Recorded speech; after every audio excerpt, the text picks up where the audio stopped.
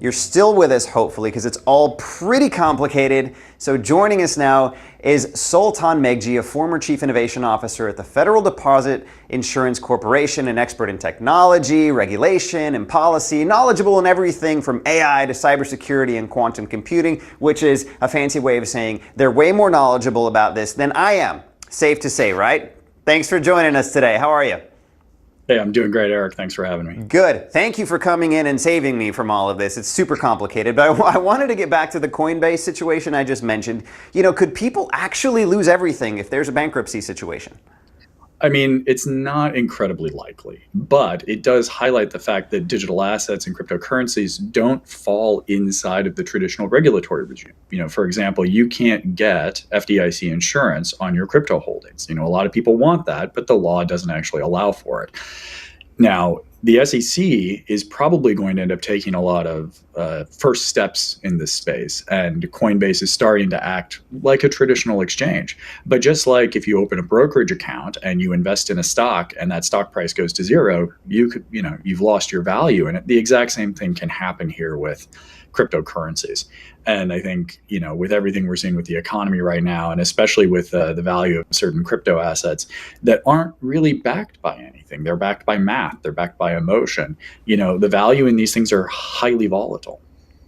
So from the outside looking in, for people who are at least familiar with it but haven't really gone in, it all honestly seems pretty unstable. And there are two camps out there, at least when you have conversations with friends. There are people who think, I have friends like this, people who think crypto is the future and anyone who's not investing is making a huge mistake. And then you have the other side, people who think they're the ones that are risking a lot by having faith in crypto. Is one side right or wrong, or more right or more wrong than the other here? It's way too early to tell. You know, the underlying technologies in a lot of cryptocurrencies, what we call DeFi or Web3, that is the future of financial services. And we see it all over the world. We're starting to see it here in the United States. Does that mean any one cryptocurrency is going to make anyone a millionaire or be the most interesting or most safe place to put your money? No. I always joke, a friend of mine is like a financial planner, and he says, you know what, you don't put all your money in one stock, you don't put all your money in your savings account. Same thing is true here. Crypto historically has been a way to make some money. That might not be true anymore. We don't really know. And so we just have to keep a balanced portfolio and think about it. The underlying technology is really interesting, and you see it in things like a central bank digital currency conversation or some of the other stablecoin discussions where we're allowing people to use traditional money in a more digital way. You know, it allows us to, you know, send money to each other. We can, you know, you can buy me lunch and I can pay you back for it immediately with my phone. That's all fantastic.